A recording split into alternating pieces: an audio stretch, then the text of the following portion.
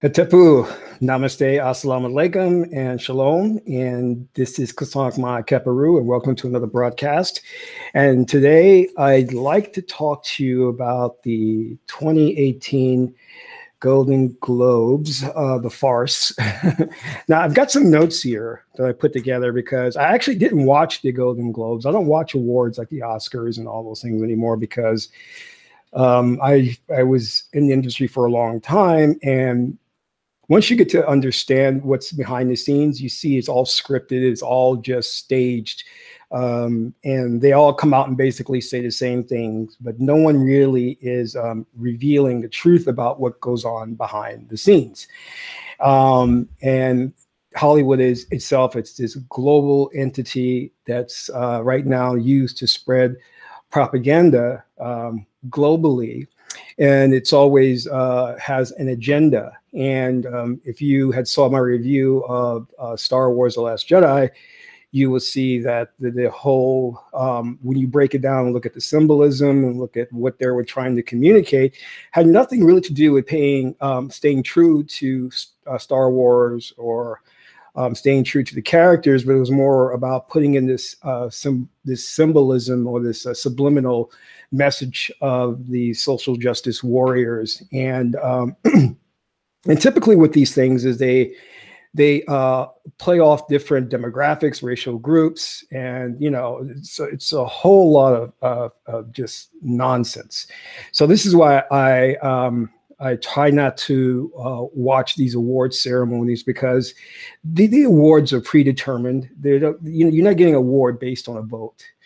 People aren't voting for the best picture or the best screenplay. It's all set up and staged. It's contrived, and it's all based on the agenda. And this is what I learned when I was making short films and touring the festival circuit. And I saw films winning in the festival circuits that had nothing to do with how well it was put together in terms of cinematically, but it was more about, does it fit with the agenda of the festival? Which, hey, you know what? That's okay if that's what they want to do. I think that if you have an agenda and you tell people that this is my agenda, if you're for it or not, I think that's an honest approach. But what these awards try to do often, and I'll speak a little bit more in detail about this, is they try to pretend to be honest, sincere, and that they're all inclusive, and that it doesn't matter who you are, what color, what economic background you come from, you can still find a place for yourself. You could be up here on this podium accepting this award. And the reality is, when you look at the music industry, when you look at the film industry, and let's look at it from the perspective of this for minorities, because I'm probably going to get into territory where some people will find offense, but I'm sorry if you are offended. I'm trying to take any one side, and that's the issue here, because I'm trying to show you the bigger picture of what's going on. But when it's all catering to a certain demographic and group and putting those against one another. So I want to just outline this for you. I know I'm not completing my previous thought, but here, let's just move on in this thing. What we see happens in this country, and the reason why the ruling elite, the privilege, stay in control, is because they divide and conquer. And typically what they will do is they'll take different demographics, different racial groups, and they'll divide them up, and then they'll pit them against each other. And within those groups, those cell groups, they'll have a taskmaster or a representative, and they'll stand up and they'll be on the podium, or they'll say, you know what, I'm a shining example of what you could achieve in this business or this company, and you could achieve the same thing. But the truth of the matter is, many in the entertainment industry are selected, they're chosen, they're filtered to make sure that they go along with the agenda and the program. As you know, I talked about what it takes to be the president of the United States, that you have to literally be genetically engineered not to feel empathy for people, because the minute you become in office, you have to go according to the program. And the program is, we start a war, we invade other countries, we rape them of their natural resources, we rape their central bank, and that's the agenda. Doesn't matter what president, Democrat, Republic, Independent, doesn't matter what president gets into office, they're going to do the same thing, which is global domination. That's the goal. And so when you are looking at Hollywood, Hollywood plays a part in that, because they have to pretend and paint this picture that everything in this country can be achieved by anyone. When the reality is, we are ruled by an oligarchy, a class of super capitalists who selectively pick certain people to represent certain demographics who become taskmasters, and to make you fall and believe in the illusion that you too can be here. You got these kids on the street thinking they're all going to be rappers. You got these girls on the street thinking they're all going to be, I don't know, the next Cash Me Out girl. So this, or Cardi B. And it's just creating a generation of losers who, instead of looking to achieve something in terms of technology, in terms of just anything worthwhile, they're falling victim to the smoke and mirrors of Hollywood. And the thing that you'll notice is, whenever one of these Hollywood starlets or these producers and directors get up on the podium, one of the first things they say, which is all scripted, when I was a kid, my mother gave me a Super 8 camera and I was filming something, and it made me think when I looked at TV and saw the Oscars and I saw Charlie Chaplin winning the Oscar, and I said, could I be me? And lo and behold, here I am. And I'm a shining example that anyone could be on this podium. You could be here too. No, let's get this straight. Statistically speaking, these people are what we call outliers. They are people who have gained privilege and gained inside info and were brought into the industry, and they were groomed to be at a certain position, to be the taskmasters and spokespersons, to basically pacify the masses in that demographic. So let me put it to you this way. So as I said before, what they do is they create these, they create these factions, give some factions resources, denies another faction resources, and then they start to create the fight. They say, this, and then they create the victim mentality, because they know there's power in being a victim. They say, you're a victim and you should stand up for your rights. Let's do a campaign called #victim.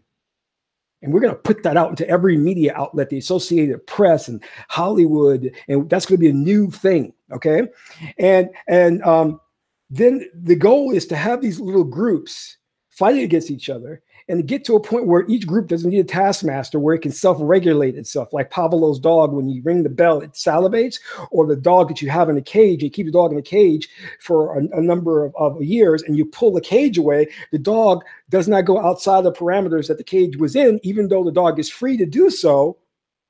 He stays confined within his own imaginary cage or prison. That's the whole mind control and the thing that they're trying to push. So when you have pictures like Star Wars and you have these awards, they're all going by a scripted agenda that they're pushing out there, because they have a 10, 20-year vision of what they want the world to look like. They've already scripted out, planned it, what the world's going to look like in 20 years. And they're taking the steps necessary to push the population in that direction to have that happen.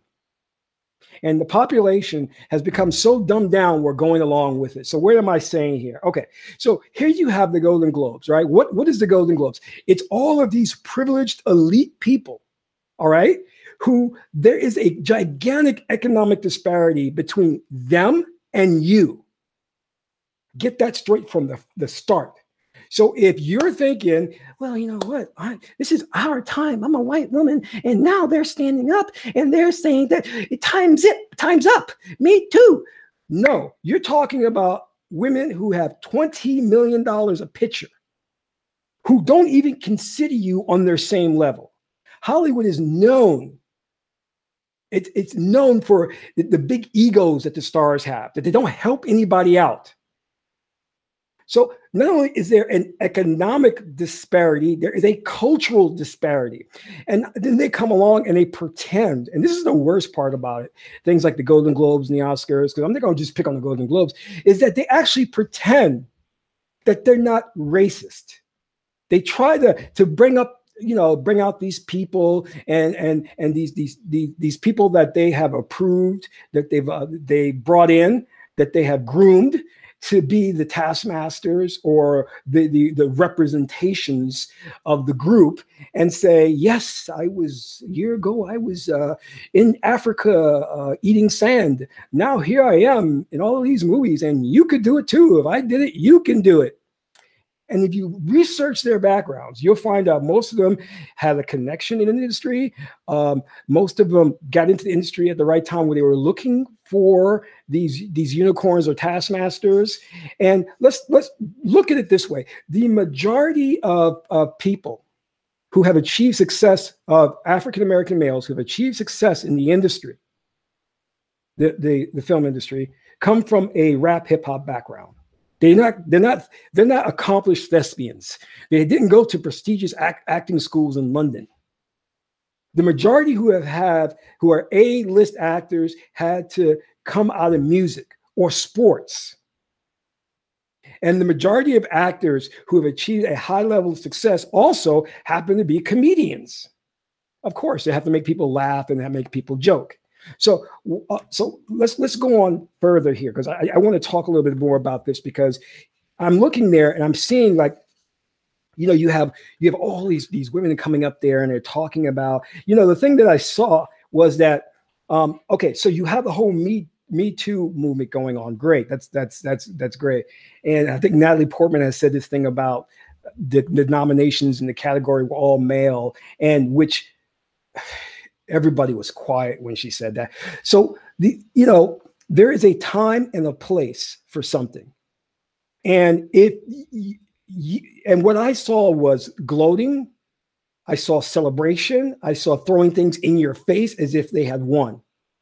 If you're going to be about a movement like Me Too, this is not about gloating. This is not about saying your time is up, because these shows are not where the battle is fought. The battle is fought behind the scenes, through litigation, the courtrooms, through a radical change in positions, through an overhaul of the system itself. It's not about, and this is what they do all the time. They do window dressing. So I'm supposed to believe that you're going to stand on stage and just because you're talking about an issue, that means everything's now going to change. It's not going to change. What you're doing is you're making everybody uncomfortable by attacking white men, who built the industry.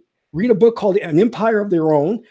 Jewish immigrants came and built the industry, and you're further antagonizing them, upsetting them, and you're vilifying every white male in the audience, when you know darn well that the people who have committed these acts, and I guess the alleged acts by Harvey Weinstein and all these guys, these are a select few, and they don't represent the whole of men who are working hard and trying to make their way in the industry, and they're getting money to help support themselves and their wives.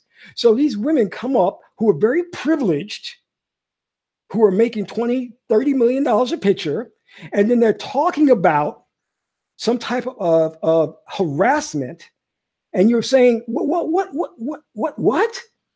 You've got all of this money that you can afford attorneys, you can afford, and you've got these contacts to address this. You can address this on your own, and another thing is how suddenly what I'm looking at is now they're playing the game of where what they typically will do is try to get other groups on board with their agenda. And then when they're through with those groups, they'll throw them away. For example, you remember Jim Jones. He's the pastor who opened his doors to African Americans at a time when most churches were segregated. So he, I guess, was a pioneer in that, or a leader in that. So what did he do? He took all of these people, he took them into his congregation, he took these African Americans' money, he took them all overseas and had them drink Kool-Aid, and they all died. So the network industries in Hollywood, what they typically do, they're launching a network. They will put a lot of like African American sitcoms there, and that's called a booster rocket, because they get a lot of the audience there, because they know a large majority of the audience who watches television and goes to movies is African Americans, and they'll get them to watch the shows. And then when the ratings go up and they get a lot of viewership, they suddenly drop all of those shows. And it's a pattern that we see all the time. So now we have the Golden Globes, and now we have this whole thing where I think Oprah came up on stage and she started talking about Reese Taylor. This is a Black woman, I think, back in 1944, who was raped by a gang of white men. And somehow that is equated to the idea of inappropriate touching or sexual harassment. Now, there is a stark difference between what happened to African Americans during the civil rights, during Jim Crow, which was akin to terrorism, which was mass murder, lynchings. Let's get this straight: lynchings. Black males were lynched and castrated. Black women were raped. Their men many times were killed right in front of them. Okay. And this is where, if you want to go back to slavery, this is where the term buck breaking came from, because the slave owner, a man, would rape the slave, the male, in front of his family to create a sense of terror and to emasculate the man in front of his family, so that the kids would never rebel or stand up against the plantation owner. So, okay, let me just, I don't want to get off message here. And the thing that we have to keep in mind is that this privileged group of women in Hollywood is now trying to say that they're going to come up on stage and they're going to take a stand about what's been going on in Hollywood, when the majority of them know that this has been going on for a long time. That's why the term the casting couch existed. This is nothing new to Hollywood. And most times, if you Google, you'll see many of these actresses, you know, they have pictures where they were palling around with Charlie Rose and Harvey Weinstein. They were good friends. And so you've had to have known, if you were working with these people, you had to have known. And for you not to say anything opened the door for these guys to do the same thing to other women. So you're culpable in all of this. How could you not be? You've gone these years without saying anything. And then when one woman brings it up, then you jump on the bandwagon and you get a hashtag me too. It gets so hypocritical. But anyway, let me go on, because I'm definitely going to get off into a tangent here. Okay. So I guess now what they're doing, and they're playing the same old trick out of the same old playbook, where now these elite women, these elite white women who are now, they want more power than they already have, because collectively they're worth billions of dollars, now want to do this subversive tactic where they want Black women to jump on their cause, because they're saying, well, you know, white men raped you too, so why don't you come and join this feminist movement? When the reality is, and I did a film about this called White Power, where many women, and I'm going to go down the list: Margaret Sanger, Gloria Steinem, Rebecca Felton, they were the ones that were pushing, especially Rebecca Felton, lynching of Black men. In fact, she said she thought that Black men should be lynched 1,000 a week. Margaret Sanger wanted to basically kill babies in the womb in Black women and have some type of sterilization to get rid of the Black population. So she tried to work with Black Southern pastors to put Planned Parenthood in Black communities in a clandestine attempt to lower the birth rate of Blacks in the United States. Gloria Steinem, during the civil rights movement, came into the minority community and said to African American women, you know what, you need to join this feminist cause because you're being oppressed by Black men, even though still Black men were coming out of Jim Crow, still being lynched in the South, still couldn't go and sit and drink at the same fountain as white men. Now in the South, now without being attacked, now somehow or another in joining a feminist movement that is directly will oppose Black men, is the solution to the issue. So what I'm saying is, don't fall for this. Don't fall for this. You know, I was born in Charlottesville, Virginia. If you go down to Virginia during that time, and still, you have blacks and whites living together in poverty, in abject poverty. All right. And the one thing that we understood is that there was an elite class, even of bourgeois blacks who had money, an elite class of white males and white women who had money, who didn't give a crap about us. That's the one thing we understood. So if you are Brittany, an actress, or Becky or whatever, or Dan, and you think that any of these guys in Hollywood making all of this money, billions of dollars, care about you, no, they do not. They want you to support their cause. So when the time comes right, they can eject you like the booster rocket and say goodbye. Say goodbye.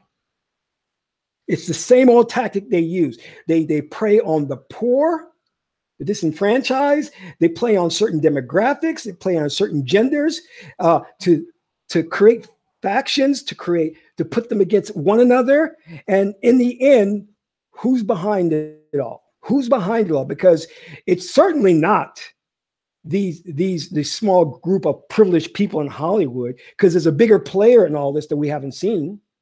There's a hidden hand. And I'd like to ask the question, who's doing all of this? Who's behind the scenes? Who's doing it?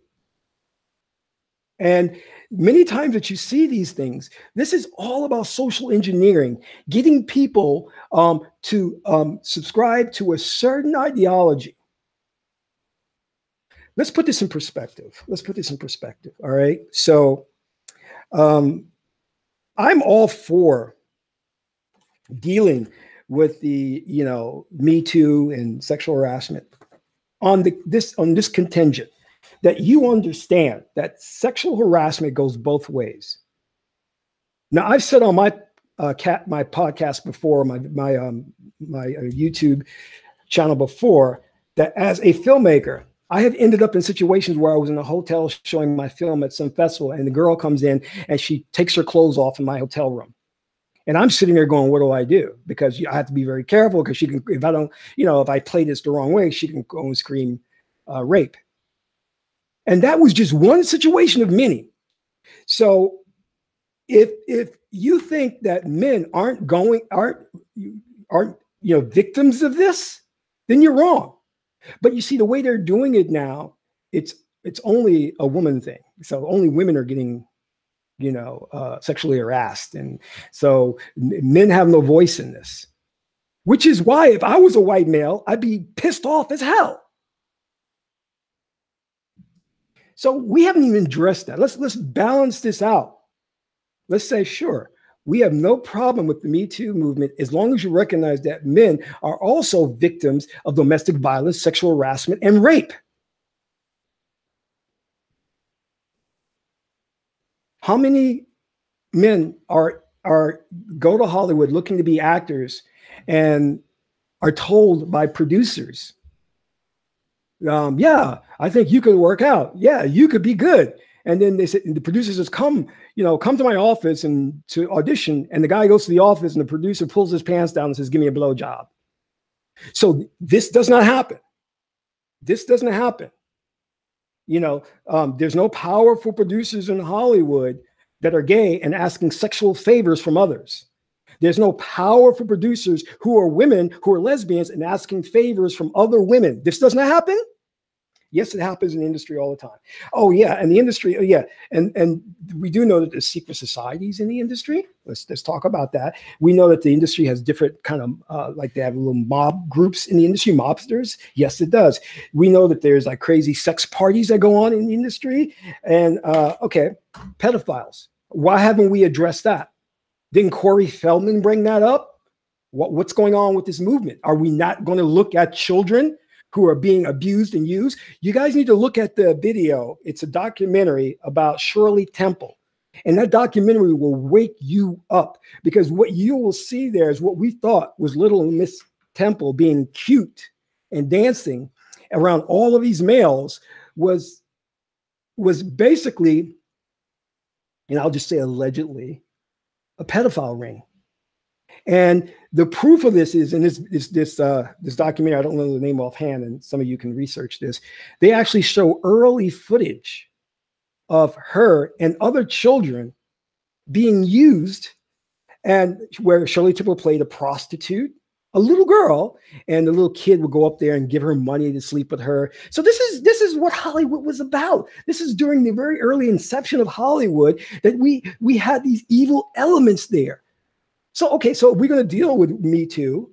Let's deal with that. Let's deal with Corey Feldman said it, that it's Hollywood it's one of his main problems is pedophiles.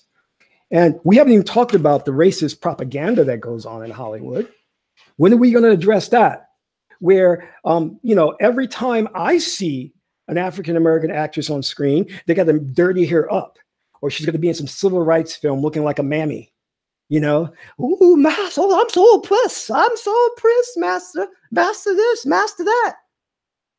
But when the privileged white woman on the plantation comes, she looks all beautiful, and we have the lens, the foggy lens to make her look more pretty and glamorous, the nice soft lighting, and they're still doing it today. They will not let an Asian woman, a Latina woman, a Black woman compete against a white woman's beauty.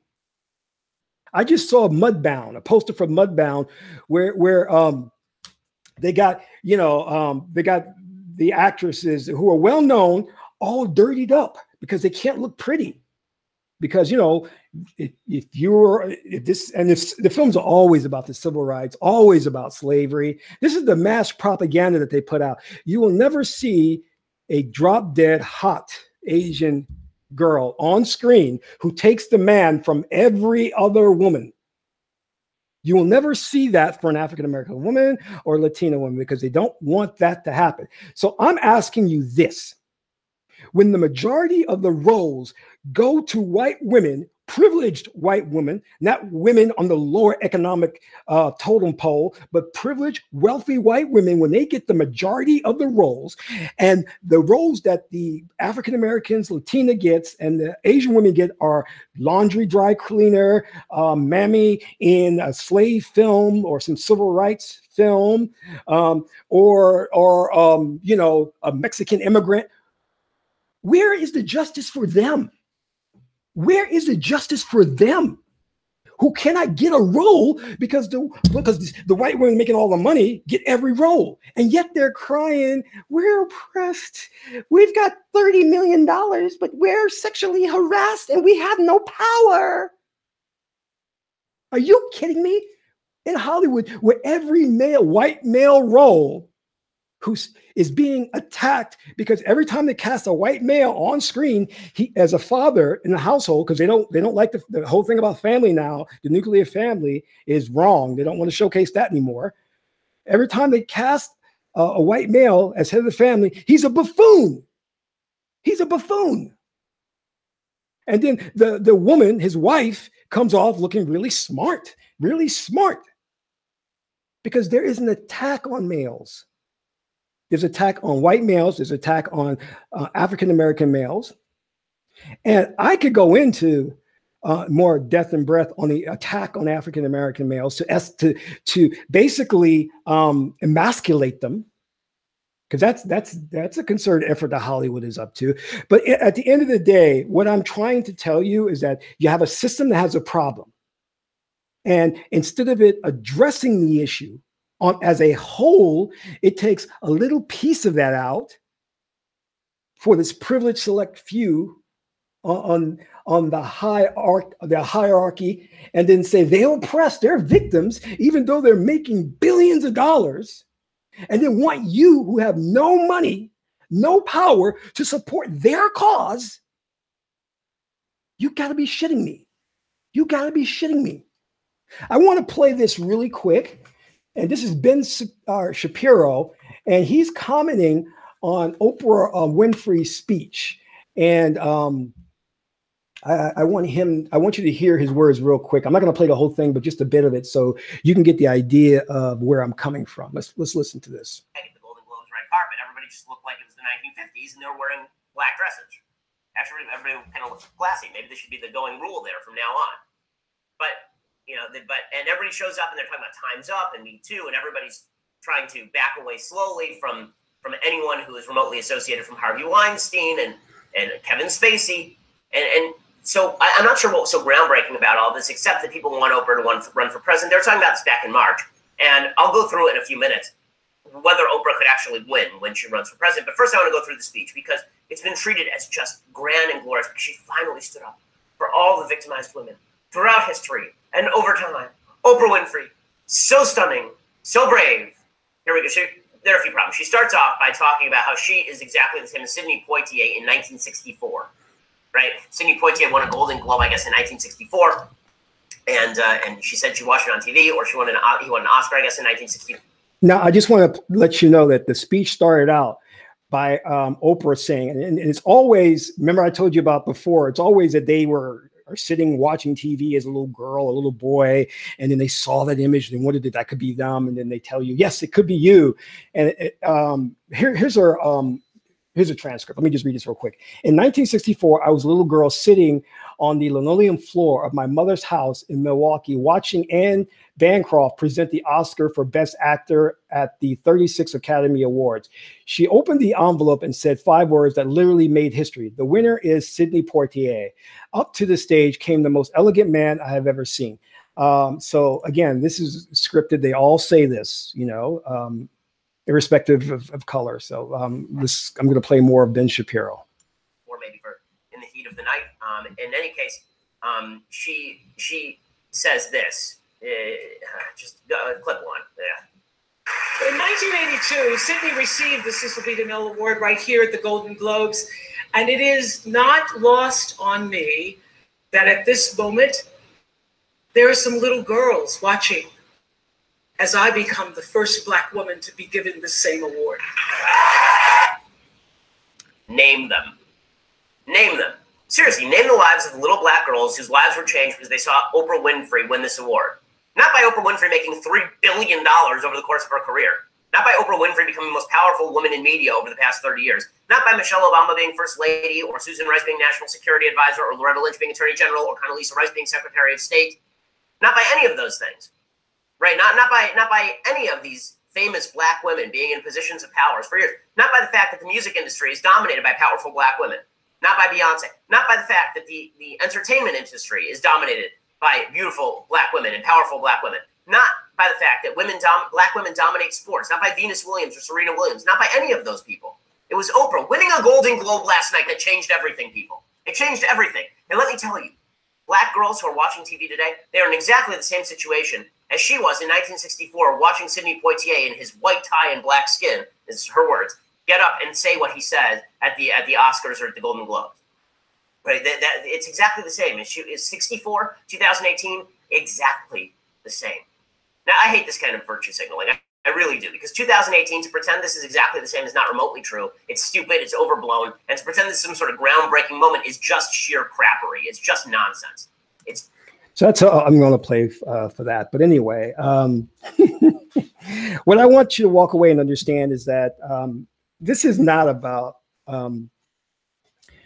this is not about one little movement. This is understanding and looking at the fact that there are systemic problems, and that in order to do this, in order to correct these systemic problems, we have to be fair across the board. We have to make sure that everyone is given a piece of the pie. But the thing that's keeping us from understanding this and what's going on is because we're so blinded by getting the little crumbs and everything that we're not looking up and saying, you know what, your organization, who you are is not my enemy.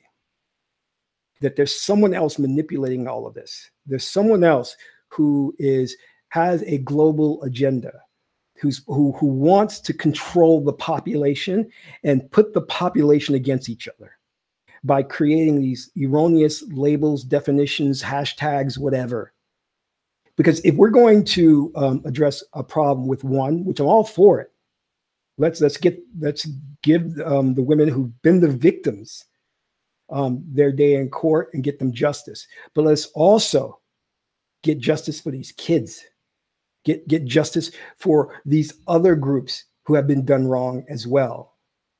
You can't give reparations to one and not to another who's oppressed. And I like what in a sense, what Marlon did at the Oscars. He wouldn't accept the award because of the oppression of Native Americans. We're not looking at that. We're not looking at the problems that have been caused are not going away.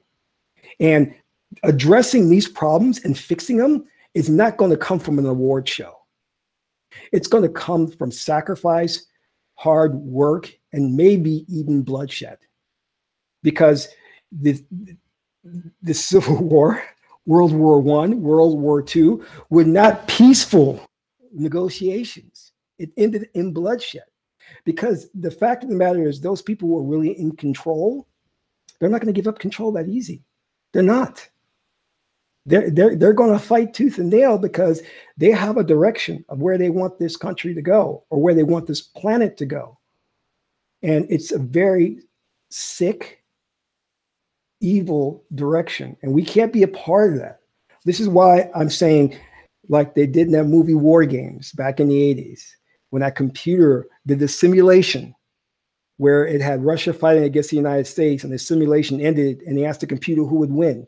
He said, you know what? This is a stupid game. He said, the only winning solution is not to play. So I'm not going to play this game of me jumping on your cause or me thinking that we are economically equal. You know, when we're not, you're part of a privileged class that has done a lot of wrong. And there's a lot of wrong going on, and you have the money and the power to change it. Stop looking toward me. And I will deal with what I can deal with on my level, because I'm not going to jump on your bandwagon or your campaign to help you when I need help. The thing that you'll do is just close your door to me, and you won't be there when I need help. So that's all for now. You guys, if you like this video, hit the like button, subscribe to my channel, and until my next broadcast, this is Gasankma Keperu, and that's all for now.